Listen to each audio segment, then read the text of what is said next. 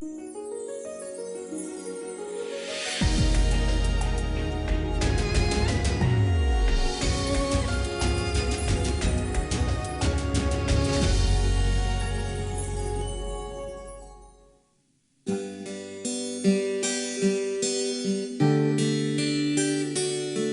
tahu hidupku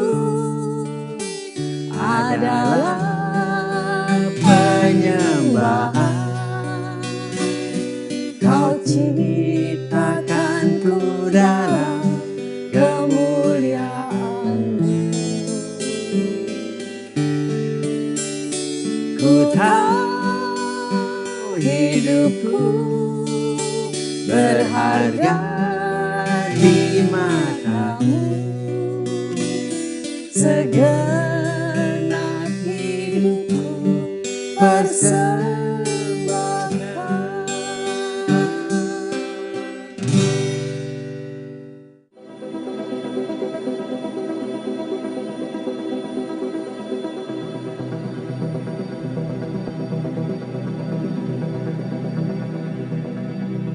Kalau cara pandang saya dulu, karena saya tidak mengerti Tuhan ya, karena saya pikir ya Tuhan yang menyediakan makanan, minuman, seperti itu.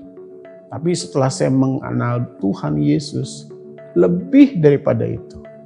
Bukan sekedar hanya mencukupkan kalau saya nggak punya makanan, kita berdoa Tuhan berikan makanan. Kalau kita nggak punya uang, Tuhan berikan kita uang. Nggak punya rumah, kita minta rumah. Ternyata bukan itu, lebih daripada itu.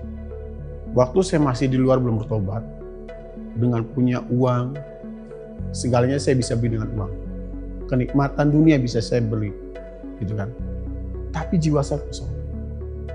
Tapi setelah saya punya Tuhan Yesus, justru saya temukan ketika saya di dalam penjara, ketika saya melepaskan semua, saya sudah tidak mau judi lagi, saya tidak makan narkoba lagi, saya tidak bermain narkoba lagi dalam penjara. Saya nggak punya uang. Tapi kok punya Tuhan Yesus, kok saya jadi tenang, damai dalam hidup saya. Oh ternyata punya Yesus cukup dari apapun yang pernah saya punya.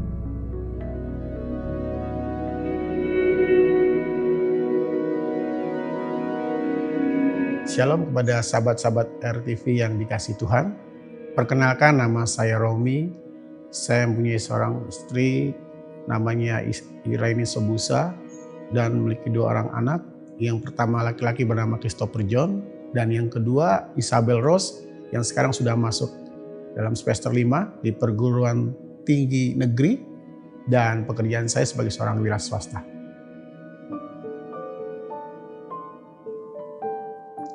Berangkat, saya lahir dari seorang anak yang lahir di kota kecil di Cirebon. Kehidupan saya itu hidup yang keras.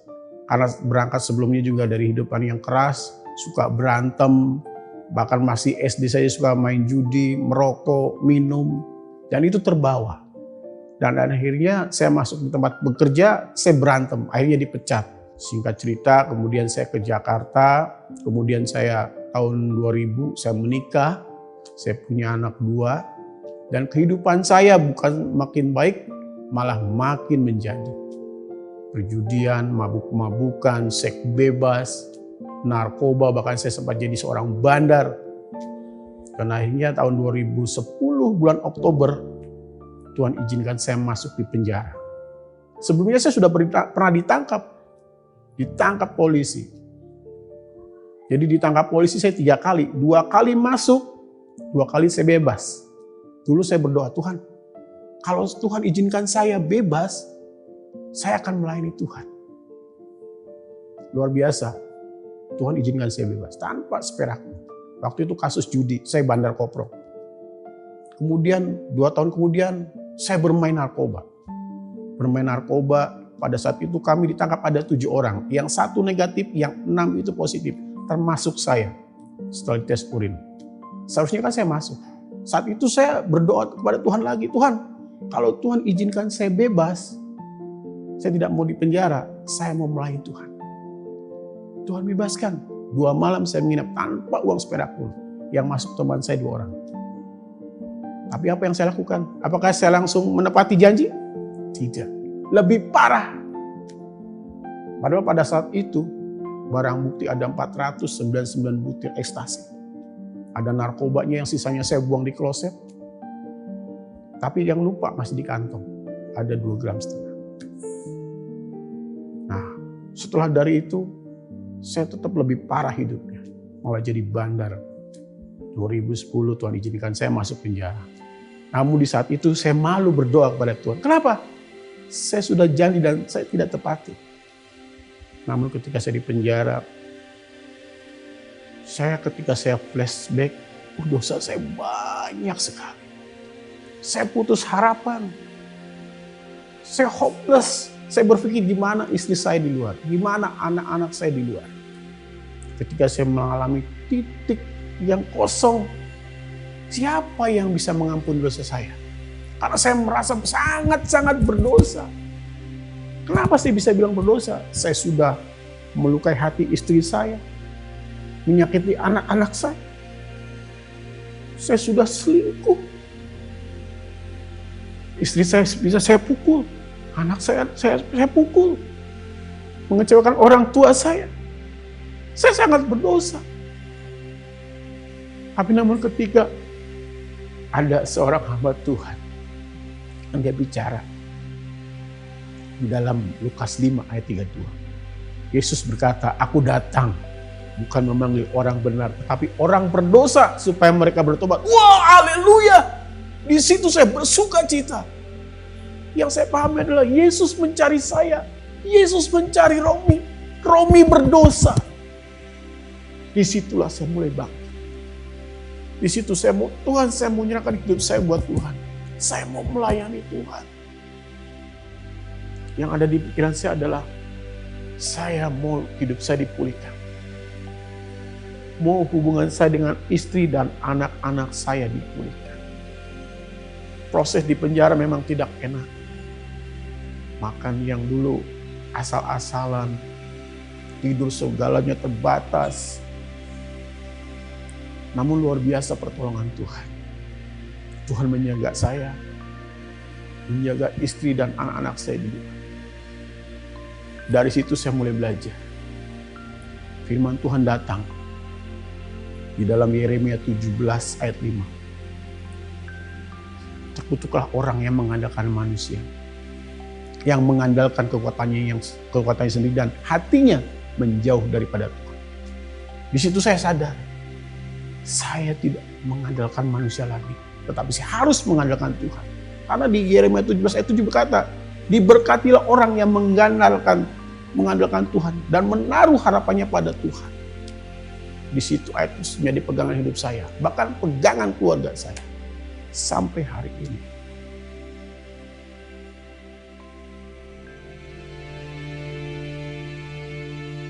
Jadi begitu saya bebas, saya datang pada istri saya. Saya datang pada anak saya. Saya minta maaf, saya minta ampun. Saya tidak malu sebagai seorang suami, sebagai seorang ayah, sebagai seorang laki-laki minta maaf pada istri dan anak saya. Itu langkah pertama. Setelah kami mengadakan pemberesan, saya minta, Ma, doakan Papa. Chris, doakan Papa. Saya sujud di istri saya, kaki istri saya. Saya minta doakan buat mereka. Sekalipun mereka tidak percaya saat itu. Tapi saya percaya. Roh Kudus yang akan terus menuntun saya. Saya tidak harus bilang, saya sudah bertobat, saya sudah berubah. Tapi berjalannya waktu terus saya mau tunjukkan kepada istri dan anak saya bahwa saya jadi seorang suami dan ayah yang berbeda. Manusia yang berbeda, manusia yang sudah di dalam Tuhan. Ketika saya bebas dari penjara, saya tidak punya pekerjaan. Istri saya bilang, Pak kerja ya. Langsung saya jawab, Ma, saya mau kerja kepada sumbernya. Istri saya bingung. Istri saya tidak ngerti. Yang dimaksud sumbernya adalah Tuhan. Tuhan Yesus. Istri saya tidak mengerti. Tapi berjalannya waktu istri saya mengerti. Kenapa? Begitu saya bebas, saya ikut pelayanan sana kemari. Nah, masalah datang.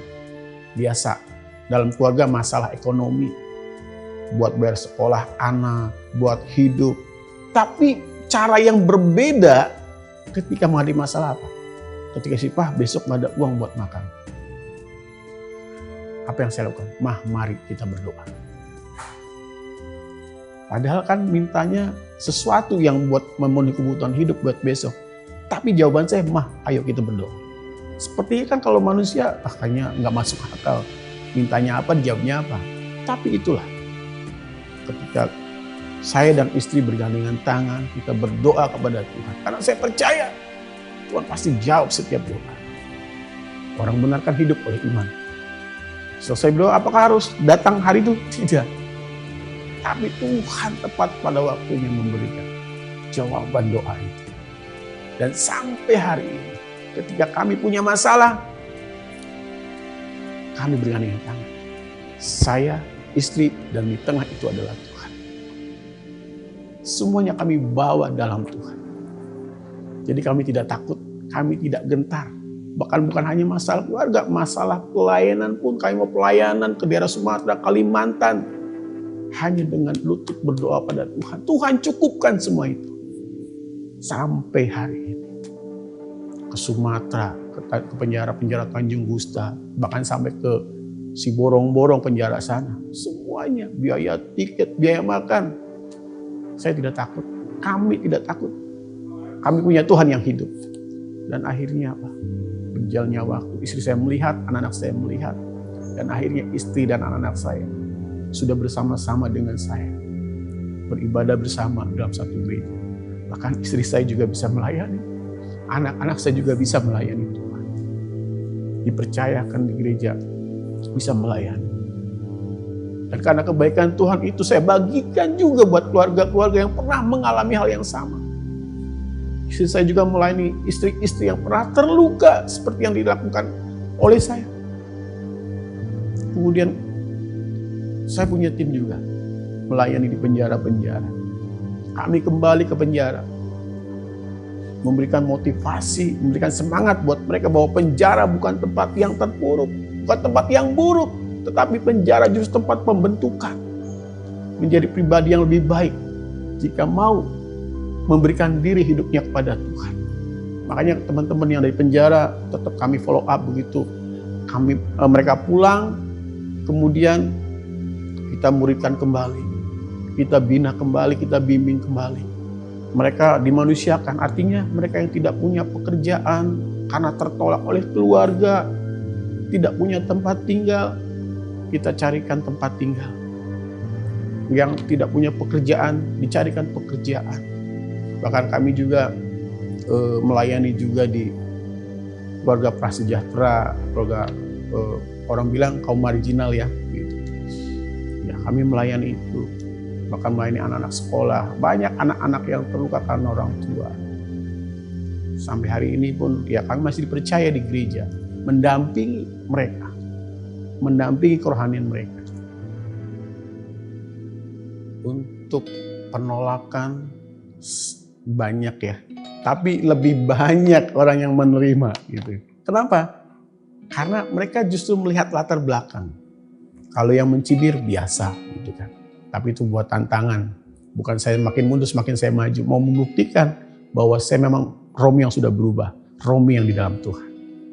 Kalau cara pandang saya dulu, karena saya tidak mengerti Tuhan ya. Karena saya pikir ya Tuhan yang menyediakan makanan, minuman, seperti itu. Tapi setelah saya mengenal Tuhan Yesus, lebih daripada itu. Bukan sekedar hanya mencukupkan, kalau saya nggak punya makanan kita berdoa Tuhan berikan makanan. Kalau kita nggak punya uang Tuhan berikan kita uang. Nggak punya rumah kita minta rumah. Ternyata bukan itu. Waktu saya masih di luar belum bertobat, dengan punya uang, segalanya saya bisa beli dengan uang.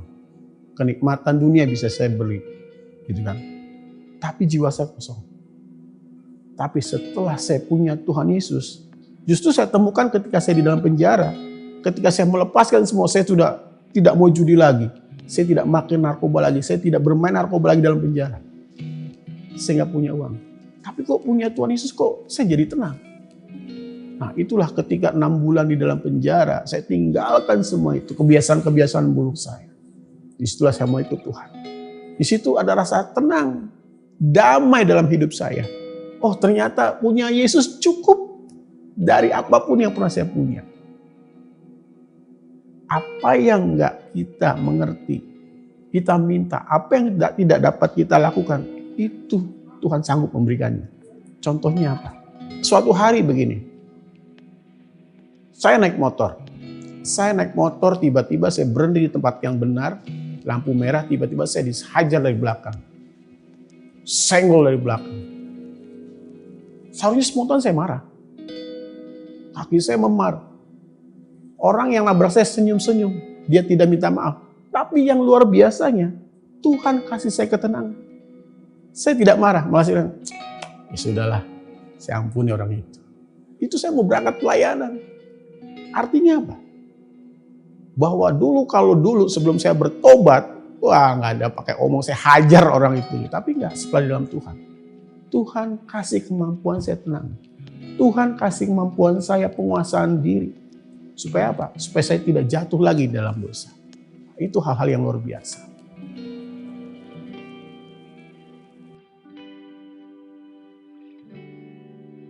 Ya, Pak Romi itu dibawa mungkin 7 atau 8 tahun yang lalu dikenalkan oleh Pak Gani. Datang ke kantor gereja waktu itu, datang pertama kali ketemu dan dia dia ternyata begonya bawa keluar dari penjara berapa tahun ya, akibat narkoba dan sebagainya. Dan saya berbahagia ketemu dengan dia dan saya bilang, oke, datang aja beribadah bersama kami, dibuat nyaman aja gitu. Kemudian dia datang. Sebelumnya dia setelah keluar penjara, karena dia pertobatannya cerita di penjara, ingin menjadi lebih baik.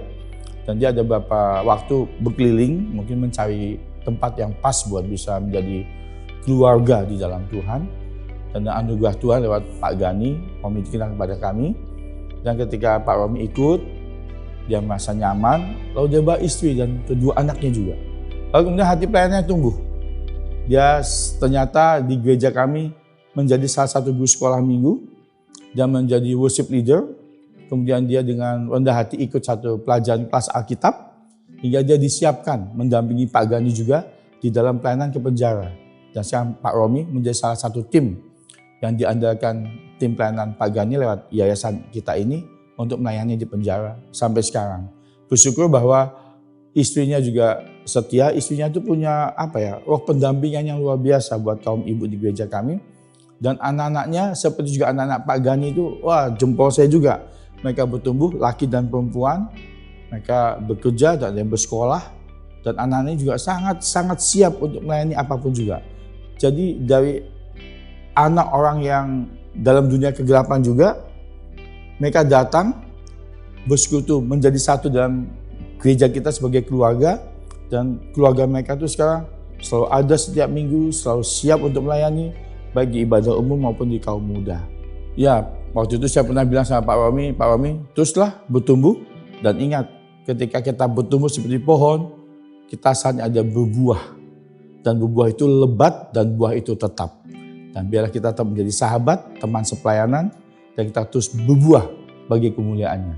Jangan mundur lagi, jangan belok lagi, kita terus maju kepada panggilan yang sudah Tuhan ukurkan kepada kita. Tuhan berkati Romi dan keluarga. Buat sahabat-sahabat RTV yang terkasih, ingatlah bahwa ketika kita menerima Yesus sebagai Tuhan, percayalah bahwa Dia sanggup melakukan segala sesuatu yang tidak dapat kita lakukan. Dan ingatlah ketika kita menghadapi suatu masalah, tetaplah berharap dan mengandalkan Tuhan. Jangan mengandalkan pikiran, pengertian kita sendiri. Sebab firman Tuhan berkata, terkutuklah orang yang mengandalkan manusia, yang mengandalkan kekuatannya sendiri dan hatinya menjauh daripada Tuhan. Jadi tetaplah andalkan Tuhan, tetaplah berharap pada Tuhan. Tuhan Yesus memberkati.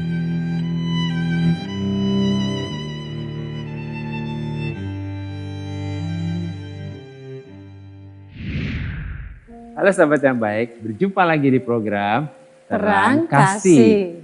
Nah, kita sudah saksikan video pembuka tadi ya. Luar biasa kesaksian Pak Romi ya. Iya. Tadi dia bilang ya, mengenal Yesus membuat hidupnya lebih dari cukup. Lebih dari ya. cukup. Dan diingatkan supaya jangan mengandalkan kekuatan kita, mengandalkan manusia, tapi hanya mengandalkan Tuhan. Amin, ya. Tema kita hari ini ya, penerimaan Tuhan mengubah hidup. Amin. Nah sahabat yang baik, mari kita berdoa ya supaya hari ini melalui kesaksian dan firman Tuhan ini merubah kehidupan kita semuanya ya. Mari kita berdoa. Bapa, kami bersyukur kami boleh mendengar kesaksian dari Pak Romi dan Kau mengingatkan kepada kami betapa pentingnya untuk kami hanya mengandalkan Tuhan. Biarlah hari ini melalui firman Tuhan ini merubah hidup kami untuk kami berhenti mengandalkan kekuatan sendiri, tapi kami hanya mengandalkan Tuhan. Di dalam nama Yesus kami berdoa. Amin. Amin. Nah, sebelum kita baca firman Tuhan, mari kita katakan apa kata Tuhan tentang diri kita. Bahwa saya spesial di mata Tuhan. Saya berharga di mata Tuhan. Saya sangat dikasihi Tuhan. Kehidupan saya dan masa depan saya bersama Tuhan adalah sungguh amat baik. Katakan amin. Amin ya. Wah tadi luar biasa ya. Wah itu luar biasa tadi ya. Nah sahabat yang terkasih, tadi kita sudah dengar nih ya. Melalui kesaksian dari Pak Romi ini, kita diingatkan bahwa kasih dan anugerah Tuhan begitu besar kepada setiap kita yang percaya dan mengandalkan Tuhan. Sebab Yesus datang bukan untuk memanggil orang benar. Ya. Tetapi orang yang berdosa, supaya kita bertobat dan supaya kita berhenti mengandalkan kekuatan manusia dan kekuatan sendiri. Ya. Iya. Nah puji Tuhan, kita bersyukur karena kita memiliki Tuhan yang tidak pernah berhenti untuk mengasihi kita dan menerima kita apa adanya. Amin. Tuhan yang mau mengampuni kita dan memberi kesempatan untuk kita berubah. Sebab penerimaan mengubah kehidupan kita. Amin. Nah, penerimaan mengubah hidup kita. Nah, melalui renungan singkat ini kita dapat menyimpulkan bahwa kesadaran kita bahwa Tuhan mencari dan mengasihi orang yang berdosa akan memampukan kita untuk berubah. Sehingga kita berhenti mengandalkan kekuatan sendiri.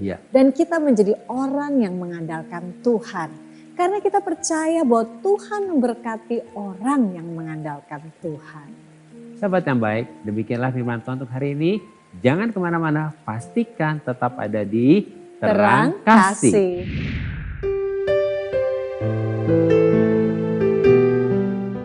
Halo sahabat yang baik, saya akan bacakan renungan firman Tuhan untuk terang hari ini. Mari kita buka kitab kita sama-sama, kita akan baca dari Matius 12 ayat yang ke-20. Demikian firman Tuhan.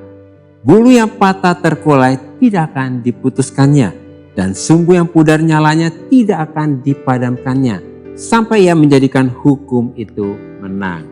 Firman Tuhan ini adalah penggenapan nubuatan Nabi Yesaya dalam Yesaya 42 ayat yang ketiga.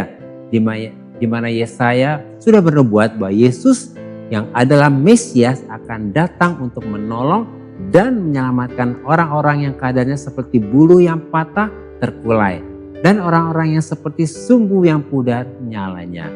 Jadi ketika Yesus datang sebagai Mesias, maka nubuatan ini akan digenapi bahwa bulu yang patah terkulai tidak akan diputuskannya. Artinya Yesus tidak akan meremehkan yang memar dan yang terluka. Kemudian sumbu yang pudar nyalanya tidak akan dipadamkan. Artinya Yesus akan bersikap lemah lembut kepada orang-orang yang lemah. Inilah hati Yesus kepada orang-orang yang percaya dan berharap kepada Yesus. Bahwa Yesus akan memperjuangkan keadilannya pada orang-orang yang terluka dan yang lemah. Sampai Yesus menjadikan hukum keadilan itu menang. Sehingga oleh kemenangannya Yesus akan melepaskan keadilan itu terjadi untuk orang-orang yang terluka dan juga untuk orang-orang yang lemah. Amin. Tuhan memberkati.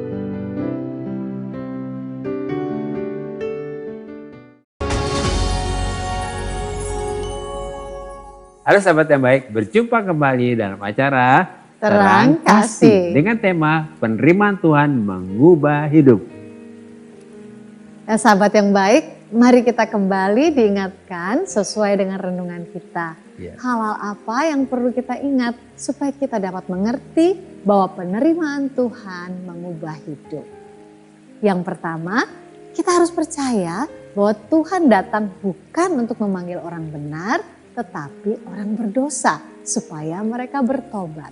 Dan yang kedua, kita harus berhenti mengandalkan kekuatan manusia dan kekuatan sendiri dan jaga hati kita supaya tidak menjauh dari Tuhan. Ketiga, kita harus selalu mengandalkan Tuhan sebab Tuhan memberkati orang yang mengandalkan Tuhan. Sahabat yang baik, seburuk apapun dan sejahat apapun keberadaan kita hari ini, keberadaanmu hari ini, percaya Tuhan mencari orang-orang yang berdosa. Oleh karena itu mari datang kepada Tuhan, serahkan semuanya kepada Tuhan.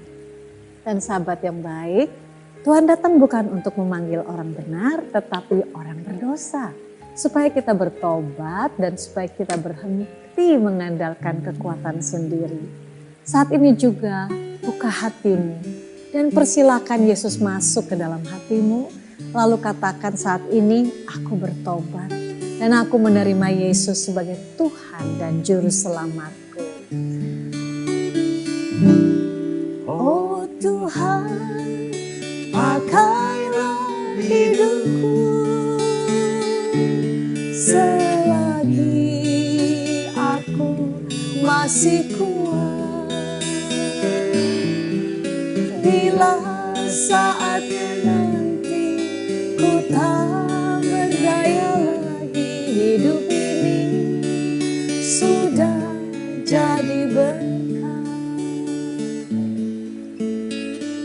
Bapa, sungguh kami bersyukur oleh kasih dan anugerah Tuhan yang begitu besar kepada kami. Melalui penebusan Yesus, Engkau menerima kami apa adanya.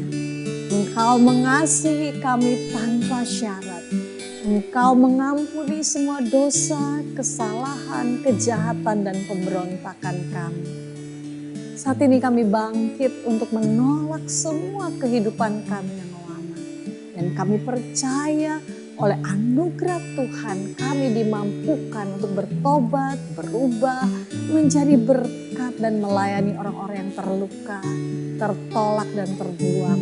Sehingga kehidupan kami memuliakan Tuhan. Dalam nama Yesus. Amin. Terima kasih sahabat yang baik sudah setia menyaksikan program Terang Kasih. Sampai jumpa kembali di episode selanjutnya. Tuhan memberkati. Oh Tuhan, pakailah hidupku selagi aku masih kuat. Bila saatnya nanti ku tak berdaya lagi, hidup ini sudah jadi berkat. Hidup ini adalah kesempatan. Hidup ini untuk melayani Tuhan. Oh jangan sia-siakan waktu yang Tuhan beri. Hidup ini hanya sementara.